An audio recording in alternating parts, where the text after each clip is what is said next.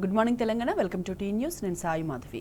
మెదక్ జిల్లా గోమారంలో ఎమ్మెల్యే సునీత లక్ష్మారెడ్డి ఇంటిపై అర్ధరాత్రి కాంగ్రెస్ గుండాలు దాడి చేశారు. ఎమ్మెల్యే ఇంట్లో ఉన్న బీఆర్ఎస్ కార్యకర్తలపై కాంగ్రెస్ గుండాలు దాడి చేశారు. సర్కారు దవాఖానాలో దిగజారిన వైద్య ఆరోగ్య పరిస్థితులపై బీఆర్ఎస్ కమిటీ అధ్యయనం చేయనుంది. ఇవాల్టి నుంచి గాంధీ సహా ప్రభుత్వ ఆసుపత్రిలో కమిటీ సభ్యులు క్షేత్రస్థాయి పరిశీలన జరపనున్నారు. అటు బీఆర్ఎస్ కమిటీ పర్యటనను అడ్డుకునేందుకు సభ్యులు ఇంటి వద్ద భారీగా పోలీసులు మోహరించారు. లాభాల వాటాలో రేవంత్ సర్కారు మోసంపై సింగరేణి కార్మికులు ఆందోళన చేపట్టారు. నల్ల బ్యాడ్జీలు ధరించి విధులకు హాజరై నిరసన తెలుపుతున్నారు. ఇలాంటి మరిన్ని అప్డేట్స్ చూసే ముందు హెడ్లైన్స్ చూద్దాం. నేటి నుంచి సింగరేణి వ్యాప్తంగా కార్మికుల ఆందోళనలు. కాంగ్రెస్ మోసాన్ని ఎండగడతామన్న టీబీజీకేఎస్.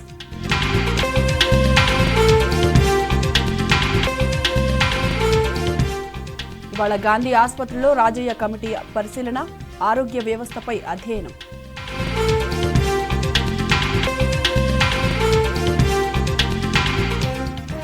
గాజాలో మానవతా పరిస్థితిపై ప్రధాని తీవ్ర ఆందోళన. పాలస్తీనా ప్రజలకు భారత్ మద్దతుంటుందన్న మోదీ.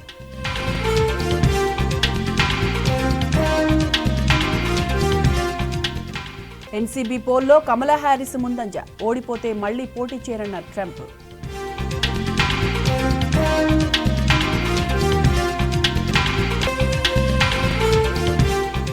మిస్ యూనివర్స్ ఇండియాగా రియా సింఘా. గ్లోబల్ మిస్ యూనివర్సిటీలో భారత్కు ప్రాతినిధ్యం.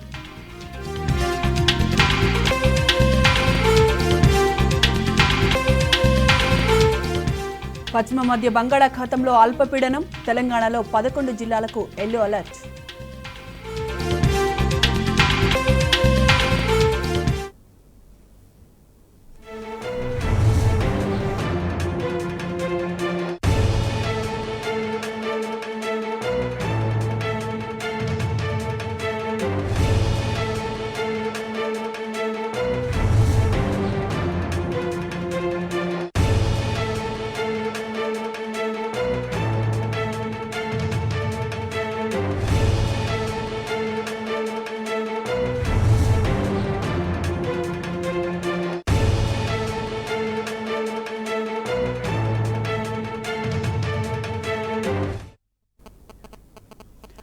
మెదక్ జిల్లాలో కాంగ్రెస్ గుండాలు రణరంగం సృష్టించారు. నర్సాపూర్ మండలం గోమారంలో ఎమ్మెల్యే సునీత లక్ష్మారెడ్డి ఇంటిపై అర్ధరాత్రి దాడికి తెగబడ్డారు. తలుపులు, కిటికీలు ధ్వంసం చేసి అరాచకంగా ఇంట్లోకి ప్రవేశించారు. నిద్రిస్తున్న ఎమ్మెల్యే అనుచరులను కొట్టి భయభ్రాంతులకు గురిచేశారు. ఇష్టం వచ్చినట్లు పిడిగుద్దులు గుద్ది తీవ్రంగా గాయపరిచారు. బీఆర్ఎస్ శ్రేణులు పోలీసులకు సమాచారం ఇచ్చినా పట్టించుకోలేదు. ఏ ఒక్క పోలీసు అక్కడికి వెళ్లలేదు. కాంగ్రెస్ రౌడీల దాడి సమయంలో ఎమ్మెల్యే ఇంట్లో లేకపోవడంతో ప్రమాదం తప్పిందని స్థానికులు చెబుతున్నారు.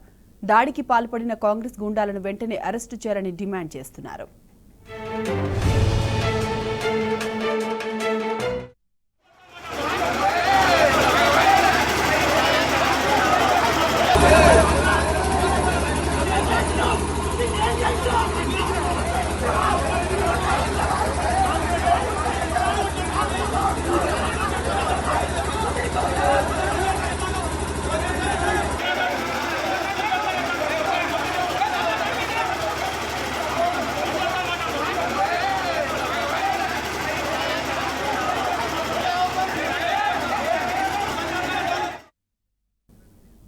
మెదక్ జిల్లాలో కాంగ్రెస్ గుండాలు రణరంగం సృష్టించారు. నర్సాపూర్ మండలం గోమారంలో ఎమ్మెల్యే సునీత లక్ష్మారెడ్డి ఇంటిపై అర్ధరాత్రి దాడికి తెగబడ్డారు.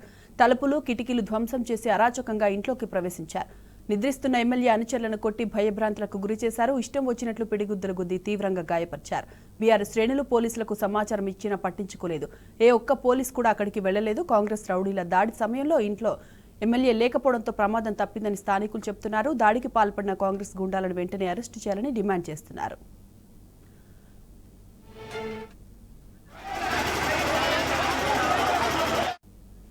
నర్సాపూర్ ఎమ్మెల్యే సునీత లక్ష్మారెడ్డి ఇంటిపై కాంగ్రెస్ గుండాల దాడికి సంబంధించి పూర్తి డీటెయిల్స్ మా ప్రతినిధి రంగాచారి అందిస్తారు. రంగాచారి, చెప్పండి, ఎమ్మెల్యే ఇంటిపై కాంగ్రెస్ గుండాల దాడిని ఎలా చూడొచ్చు, అలాగే అసలు దాడి ఎందుకు చేశారంటారు? Good morning Sai Madhavi. తెలంగాణ రాష్ట్రంలో కాంగ్రెస్ పార్టీకి సంబంధించిన గుండాల దాడులు కొనసాగుతున్నాయి. ఎమ్మెల్యేల ఇంటి మీద దాడులు కొనసాగుతున్నట్టుగానే మనం చెప్పవచ్చు. అందులో భాగంగానే నిన్న అర్ధరాత్రి సుమారు 1 గంట ప్రాంతంలో కాంగ్రెస్ పార్టీ కార్యకర్తలు నర్సాపూర్ నియోజకవర్గ శాసనసభ్యురాలు, సీనియర్ శాసనసభ్యురాలు సునీత లక్ష్మారెడ్డి స్వగ్రామమైనటువంటి గోమారంలో ఉన్న ఆమె ఇంటి మీద కాంగ్రెస్ కార్యకర్తలు దాడి చేసి ఇంట్లో నిద్రిస్తున్నటువంటి ఆమె అనుచరులు బీఆర్ఎస్ పార్టీ నాయకులపై దాడి చేశారు. నిన్న అర్ధరాత్రి సుమారు 1 గంటల ప్రాంతంలో అకస్మాత్తుగా ఇంట్లోకి చొరబడ్డటువంటి కాంగ్రెస్ పార్టీకి సంబంధించిన నాయకులు ఒకసారిగా ఇంట్లోని దర్వాజల్ని అంటే డోర్స్ ని పగలగొట్టారు. అట్లాగే కిటికీలను కూడా పగలగొట్టి ఇంట్లోకి ప్రవేశించినట్టుగా అక్కడ ప్రత్యక్ష సాక్షులు చెప్తున్న దాన్ని బట్టి మనకు చాలా స్పష్టంగా తెలుస్తూ ఉన్నది. అసలు ఉద్దేశపూర్వకంగానే ఇది దాడికి వాళ్ళు పాల్పడ్డట్టుగా చాలా అర్థమవుతుంది. ఎందుకంటే సాధారణంగా వాళ్ళొక వినాయక నిమజ్జనానికి సంబంధించిన ఊరేగింపుని నిన్న కాంగ్రెస్ పార్టీకి సంబంధించిన కార్యకర్తలు నిన్న చేసినట్టుగా తెలుస్తున్నది. అందులో భాగంగానే ఒక వినాయక నిమజ్జనం చేస్తూ కావాలనే ఎమ్మెల్యే సునీత లక్ష్మారెడ్డి ఇంటి వైపుకి ఆ విగ్రహానికి సంబంధించిన ఊరేగింపుని తీసుకువచ్చి అక్కడ ఇంటి ముందు అల్లరి చేసి కొద్దిసేపు అక్కడ వినాయక విగ్రహాన్ని ముందుకు వెళ్లిన తర్వాత అకస్మాత్తుగా కాంగ్రెస్ పార్టీకి సంబంధించిన నాయకుడు ఇంటి మీద దాడి చేసి ధ్వంసం చేసినట్టుగా తెలుస్తుంది. ఇంటి కిటికీ అద్దాలని అట్లాగే తలుపుల్ని కూడా ధ్వంసం చేయడం, ఇంట్లో ఉన్నటువంటి నిద్రిస్తున్నటువంటి కాంగ్రెస్ పార్టీ కార్యకర్తలకు సంబంధించిన కాంగ్రెస్ కార్యకర్తలు దాడి చేసినటువంటి పరిస్థితి. బీఆర్ఎస్ పార్టీ నాయకులు ఎమ్మెల్యే అంచెల మీద దాడి చేసిన నేపథ్యంలో వాళ్లకు తీవ్రమైనటువంటి గాయాలైన పరిస్థితి నెలకొన్నది. అంటే ఇది ఉద్దేశపూర్వకంగా కాంగ్రెస్ పార్టీ నాయకులు చేసినటువంటి దాడిగానే చాలా స్పష్టంగా చెప్పవచ్చు. ఎందుకంటే మధ్యాహ్నం నుంచే రంగాచారి, ఈ దాడిలో ఎంతమంది గాయపడ్డారు, అలాగే వారి పరిస్థితి ఎలా ఉంది? పోలీసులు కూడా రెస్పాండ్ కానట్టు తెలుస్తోంది అప్డేట్స్.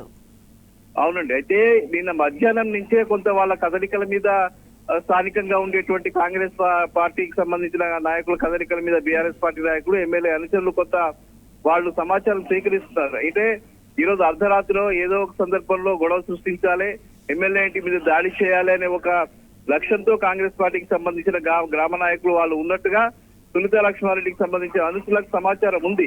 ఈ సమాచారాన్ని వాళ్ళు స్థానిక పోలీసులకు, ఎస్ఐకి కూడా సమాచారం అందించారు. ఈ రోజు ఒకవేళ కాంగ్రెస్ పార్టీకి సంబంధించిన కార్యకర్తలు దాడులకు పాల్పడేటువంటి పరిస్థితి ఉంది, కొంత మీరు సెక్యూరిటీ కల్పించాల్సిన అవసరం ఉంది అని చెప్పి ముందుగానే సునీత లక్ష్మారెడ్డి పోలీసులకు సమాచారం కూడా అందించినట్టుగా తెలుస్తున్నది. అయితే అది ఏమీ పట్టించుకోకుండా కేవలం ఊరేగింపు వద్ద ఒకరిద్దరు కానిస్టేబుల్ మాత్రం పెట్టి వాళ్ళు చేతులు దులుపుకున్నటువంటి పరిస్థితి. ఆ కానిస్టేబుల్ ముందరనే ఈ దాడి జరిగింది. పోలీసులు కూడా అక్కడ ఉన్నారు, ఇద్దరు కానిస్టేబుల్స్ మాత్రం అక్కడ ఉన్నట్టుగా చెప్తున్నారు. ఆ ఇద్దరు కానిస్టేబుల్స్ ముందుగానే ఈ దాడి జరిగింది. అంటే పోలీసులకు ముందస్తుగా సమాచారం ఇచ్చినప్పటికీ కూడా పోలీసులు కనీసం ఒక ఎమ్మెల్యేకి సంబంధించి ఇంటి వద్ద కనీసం సెక్యూరిటీ ఏర్పాటు చేయాలి, బలమైన సెక్యూరిటీ ఇవ్వాలి అనే ఒక ఉద్దేశం లేకపోవడం అనేది ఇక్కడ చాలా ఘోరమైన విషయం. పోలీసుల వైఫల్యానికి ఇది ఒక నిదర్శనంగా చెప్పవచ్చు. మొన్న సరిగా అరకపూడి గాంధీ చేసినటువంటి చర్య ఇదే. ఆయన చేసినటువంటి పరిస్థితి మీకు తెలిసిందే. అదే పరిస్థితి కొనసాగి దాదాపు ఒక 4-5 కార్యకర్తలు గాయపడ్డట్టుగా మనకు తెలుస్తుంది. వాళ్లకు చికిత్స కోసం నర్సాపూర్ కు తరలించి చికిత్స చేస్తున్నారు వాళ్ళని. Right Rangachari, thanks for the updates.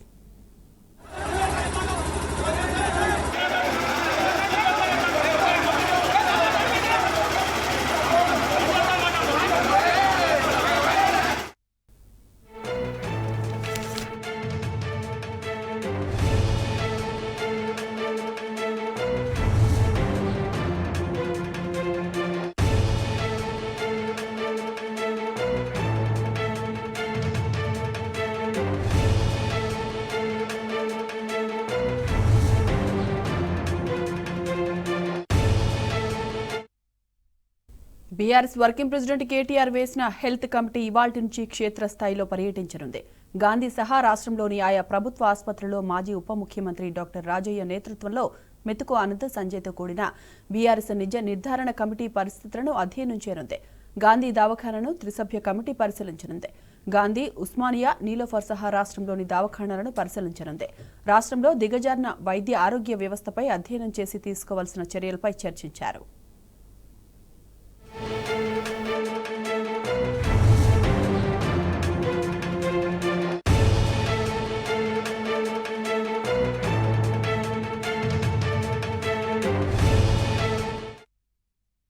మరోవైపు బీఆర్ఎస్ త్రిసభ్య కమిటీకి కాంగ్రెస్ సర్కారు అడుగడుగున అడ్డంకులు సృష్టిస్తోంది. ప్రభుత్వ ఆసుపత్రుల్లో పరిస్థితులను అధ్యయనం చేస్తే బండారం బయటపడతదని భయంతో నిర్బంధాలకు తెగబడుతోంది.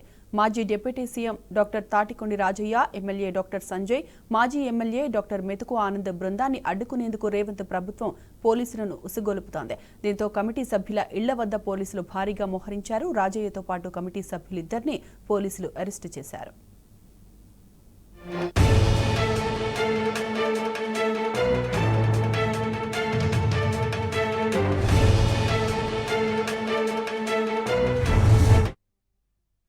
ఆసుపత్రులకు వెళ్లి పరిస్థితులను పరిశీలిస్తామంటే ప్రభుత్వం ఎందుకు భయపడుతోందని కమిటీ సభ్యులు బీఆర్ఎస్ నేతలు ప్రశ్నిస్తున్నారు. రాజకీయాల కోసం కాకుండా ప్రజలకు మరింత మెరుగైన సేవలు అందేలా ప్రభుత్వానికి సూచనలు చేస్తామంటే సర్కారు అన్యాయంగా వ్యవహరిస్తోందని మండిపడుతున్నారు.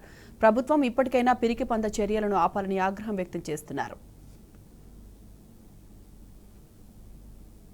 ఇక ఇదే అంశానికి సంబంధించిన పూర్తి డీటెయిల్స్ మా ప్రతినిధి వంశీ అందిస్తారు. వంశీ, చెప్పండి, త్రిసభ్య కమిటీ పర్యటనకు సంబంధించిన అప్డేట్స్ ఏంటి వంశీ?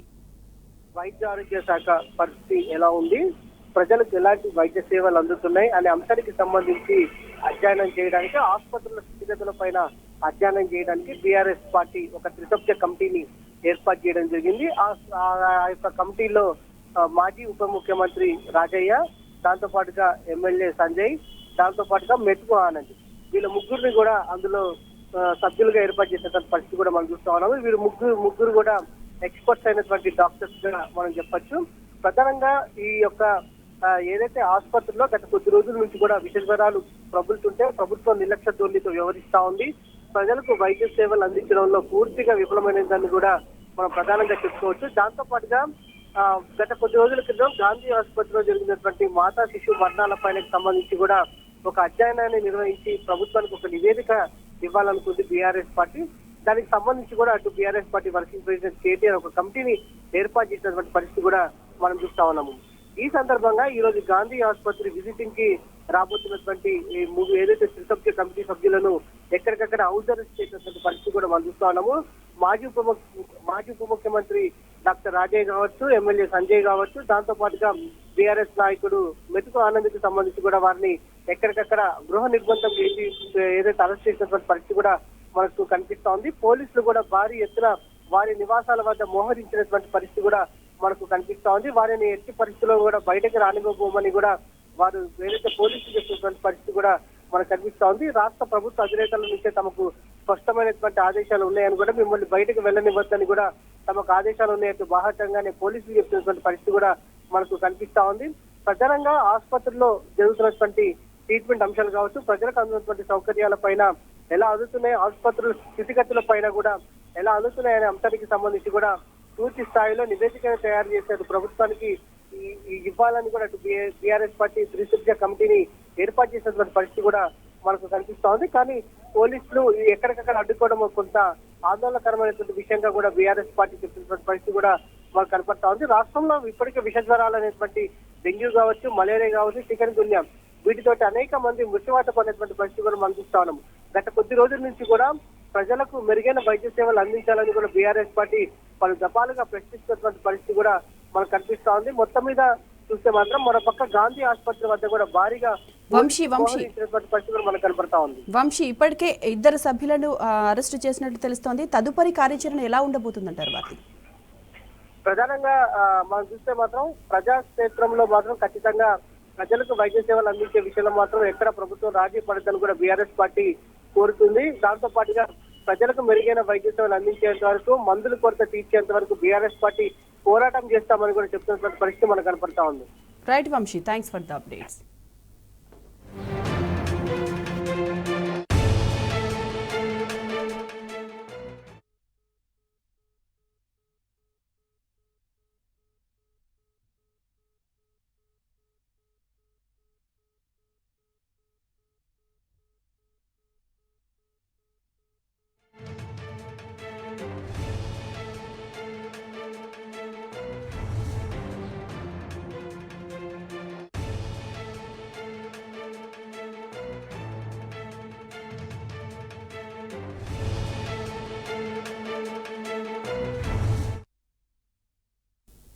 సింగరేణి లాభాల వాటాలో రేవంత్ సర్కారు మోసంపై కార్మికులు ఆందోళన బట్టపట్టారు. రాష్ట్ర ప్రభుత్వం ప్రకటించిన లాభాల వాటాను నిరసిస్తూ మంచిర్యాల జిల్లా శ్రీరాంపూర్ సింగరేణి ఏరియా ఎస్ఆర్పీ 3 భూగర్భ గనిపై టీబీజీకేఎస్ ఆధ్వర్యంలో నిరసనకు దిగారు. నల్ల బ్యాడ్జీలు ధరించి కాంగ్రెస్ సర్కారు తీరును ఎండగట్టారు. కార్మికులకు న్యాయంగా రావాల్సిన వాటాను ప్రకటించాలని టీబీజీకేఎస్ రాష్ట్ర కార్యదర్శి సురేందర్ రెడ్డి, ఏరియా ఉపాధ్యక్షుడు పెట్టం లక్ష్మణ్ డిమాండ్ చేశారు.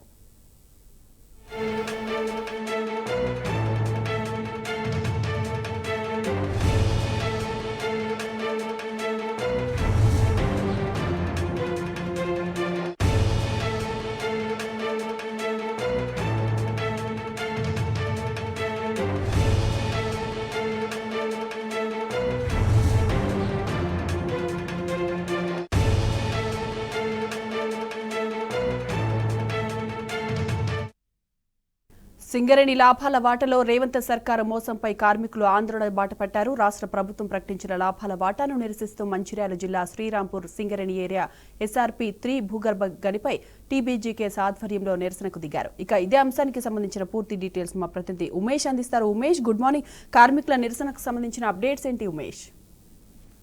మాధవి, ఏదైతే రాష్ట్ర ప్రభుత్వం ప్రకటించిన సింగరేణి లాభాల వాటాకు సంబంధించి కార్మికులు ఆందోళన వ్యక్తం చేస్తున్నారు. ఈ రోజు తెలంగాణ బొగ్గు గని కార్మిక సంఘం ఆధ్వర్యంలో బెల్లంపల్లి రీజియన్ లోని శ్రీరాంపూర్, మందమరి, బెల్లంపల్లి 3 డివిజన్లలో కూడా కార్మికులు నల్ల బ్యాడ్జీలతో నిరసన తెలిపారు. ఏదైతే Srirampur Singareni area SRP 3 gun వద్ద తెలంగాణ బొగ్గుని కార్యక్రమంలో ఏదైతే ఉదయం షిఫ్ట్ వెళ్లే కార్మికులంతా కూడా నల్ల బ్యాడ్జీలు ధరించి తమ నిరసన వ్యక్తం చేశారు. ఈ కార్యక్రమంలో తెలంగాణ బొగ్గు కార్మిక సంఘం రాష్ట్ర కార్యదర్శి సురేందర్ రెడ్డితో పాటు ఏరియా ఉపాధ్యక్షులు పెట్టెం లక్ష్మణ్ కూడా పాల్గొన్నారు. మొత్తంగా ఏదైతే సింగరేణి లాభాల్లోని 4,701 కోట్ల లాభాలు వచ్చినట్టుగా రాష్ట్ర ప్రభుత్వం ప్రకటించింది. దీనిలో 2,289 కోట్ల కార్మికుల డిమాండ్స్ ఏంటి ప్రస్తుతం? ప్రధానంగా 4,701 కోట్ల ఏదైతే లాభాల్లో కేవలం 2,412 కోట్ల లాభాల నుంచే 33% ఇవ్వడం పట్ల కూడా కార్మికులు ఏదైతే ఆగ్రహం వ్యక్తం చేస్తున్నారు. మొత్తంగా 4,701 కోట్ల నుంచే తమకు లాభాల వాటా పంచాలంటూ కేవలం 1,90,000 కాదు, దాదాపు 4,701 కోట్లలో 33% కనుక లాభాలు పంచినట్టయితే కార్మికులకు దాదాపు 4 లక్షలకు పైగా ప్రతి కార్మికునికి లాభాల వాటా అందనున్నది. ఏదైతే గత సంవత్సరం కూడా నాటి బీఆర్ఎస్ ప్రభుత్వం 2022-23 ఆర్థిక సంవత్సరంలో 2,222 కోట్ల లాభాల్లో కార్మికులకు 711 కోట్లను 32% అంటే 711 కోట్లను కార్మికులకు పంచింది. అలాగే కూడా 4,701 కోట్లలో 33% కూడా ఈ రాష్ట్ర ప్రభుత్వం, కాంగ్రెస్ ప్రభుత్వం పంచాలంటూ కేవలం 2,412 కోట్లను ఏదైతే పంచడం పట్ల కూడా అది కేవలం 16.93% అవుతుందంటే ప్రధానంగా కార్మికులు డిమాండ్ చేస్తున్నారు. మొత్తంగా సింగరేణికి సంబంధించిన పూర్తిగా ఏదైతే లాభాలకు సంబంధించిన పూర్తి వాటా పైన లాభాల 33% పంచాలంటూ ప్రధానంగా డిమాండ్ చేస్తున్నారు. Madhavi, right Umesh, thanks for the updates.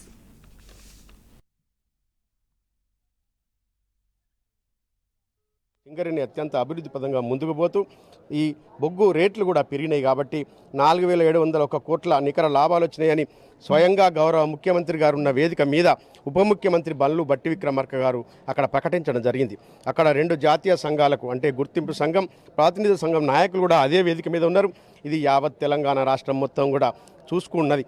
ఇక లాభాలు మాకు ప్రకటిస్తారనుకుంటే గత సంవత్సరం కన్నా 1% ఎక్కువ 33% ప్రకటిస్తున్నామనగానే ఒక్కొక్కరకు 3-4 లక్షలు వస్తాయని కార్మికులు సంతోషపడుతున్న సమయంలో అందులోకి వెళ్ళి డెవలప్మెంట్ ఫండ్స్ కింద తీసేస్తున్నామని ఒక ప్రకటన చేసి 2,412 కోట్ల నుంచి కేవలం 33% అంటే 796 కోట్లు మాత్రం కార్మికులకు ఇస్తామనడం నిజంగా అత్యంత దారుణ విషయంగా సింగరేణి కార్మికులను ఈ కాంగ్రెస్ గవర్నమెంట్ మోసం చేస్తుందని చెప్పి ఈరోజు కార్మిక లోకమంతా కూడా కూస్తున్నది.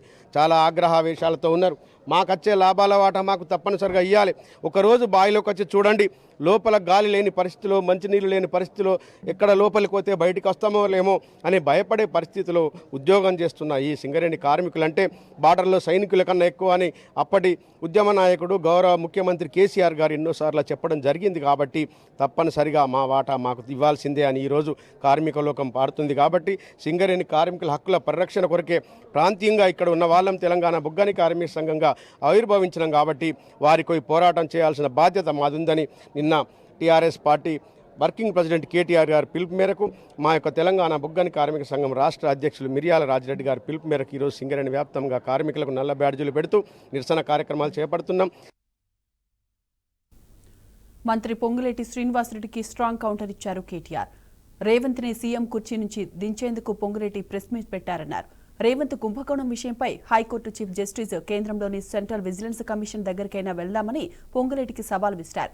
ఇప్పటికైనా జరిగిన తప్పును ఒప్పుకొని జరిగిన టెండర్లను వెంటనే రద్దు చేయాలని డిమాండ్ చేశారు. ముఖ్యమంత్రి గారి బావమరిది అని నేను చెప్పిన, ఆశ్రిత పక్షపాతం అని చెప్పిన, ఆఫీస్ ఫర్ ప్రాఫిట్ అనే నిబంధన ఉందని చెప్పిన. అది ఎవరో తెలియదు, ప్రివెన్షన్ ఆఫ్ కరప్షన్ యాక్ట్ మీ రాజీవ్ గాంధీ తెచ్చిండు 1988లో తెచ్చిన చెప్పిన. సెక్షన్ 7, 11, 13 3 చదివి వినిపించిన. ఇవన్నీ విన్న తర్వాత పొంగులేటి గారు ఆగమేఘాల మీద వచ్చి ప్రెస్ మీట్ పెడితే నాకు అర్థమైంది ఏంటంటే అర్జెంటుగా ముఖ్యమంత్రి గారిని పదవిలోంచి ఊడబిక్కాలన్న ఎజెండా మంత్రి గారికి ఉన్నట్టున్నది. రూపాయి కరప్షన్ జరిగినా 8,888 కోట్లు జరిగినా దానికి ఖచ్చితంగా తప్పకుండా చర్య ఉంటుంది. ఆ అవినీతి వ్యతిరేక చట్టం కింద ప్రివెన్షన్ ఆఫ్ కరప్షన్ యాక్ట్ కింద తప్పకుండా చర్య ఉంటుంది. నిజంగా మంత్రికి చిత్తశుద్ధి ఉంటే నేను రాజీనామా చేస్తా అని హుంకారాలు చేస్తున్నాను నేను చూసిన. మంత్రి గారు నేను అడుగుతా ఉన్నా, నిజంగా నీకు చిత్తశుద్ధి ఉంటే నువ్వు రా, మీరు నేను ఇద్దరం కలిసి హైకోర్టు సీజే దగ్గర పోదాం, వెంటనే సిట్టింగ్ జడ్జితోని ఎంక్వైరీని అడుగుదాం. సిట్టింగ్ జడ్జి గారు కనుక ఇందులో ఏం జరగలేదు మొత్తం పెట్టండి, ఫైల్స్ ఆయన ముంగట గతము ఇప్పుడు మొత్తం పెట్టండి, తప్పులేం జరగలేదు అని ఒకవేళ వారు తీర్పునిస్తే ఆయన రాజీనామా అన్నాడు కదా, రాజీనామా కాదు నేను రాజకీయ సన్యాసం చేస్తా. ఇంకొక మాట, మా మంత్రి గారికి ఒకవేళ ఏమైనా ఇబ్బంది ఉంది హైకోర్టు సీజీ దగ్గర రావడం అనుకుంటే ఇద్దరం కలిసి కేంద్రంలో ఉండే సెంట్రల్ విజిలెన్స్ కమిషనర్ ఉంటాడు, ఇద్దరం పోదాం. నెక్స్ట్ వీక్ నేను పోతా, నువ్వు కూడా రా, టైం చెప్పు, డేట్ చెప్పు, ఇద్దరం కలిసిపోదాం, సివిసికి ఇద్దాం. మంత్రి గారికి నేను ముందే చెప్తా ఉన్నా, ఇప్పటికైనా తప్పు సరిదిద్దుకోండి, వెంటనే టెండర్లు రద్దు చేయండి. జరిగింది తప్పు, ముఖ్యమంత్రి కూడా నేను చెప్తా ఉన్నా, జరిగింది తప్పు 100%. ఇది ముమ్మాటికి నీకు తెలుసు, ఇరికిపోయినావు అని తెలుసు. ఆశ్రిత పక్షపాతం లేకుండా, రాగద్వేషాలు లేకుండా నేను నా బంధువులకు నా కుటుంబానికి సాయం చేయను అని చెప్పి ప్రమాణ స్వీకారం చేసిన ముఖ్యమంత్రి, నీ డిపార్ట్మెంట్లో నీ కింద ఉండే మున్సిపల్ డిపార్ట్మెంట్లో నీ బావమరిది ఏది 2 కోట్లు లాభం పోయిన సంవత్సరం అంతకుముందు సంవత్సరం ఆర్జించిన ఒక కంపెనీ, కేవలం 2 crores ప్రాఫిట్ ఉన్న కంపెనీకి 1000 కోట్ల కాంట్రాక్ట్ ఇచ్చి అవినీతి జరగలేదంటే ఎవడన్నా ప్రపంచంలో నమ్ముతాడా?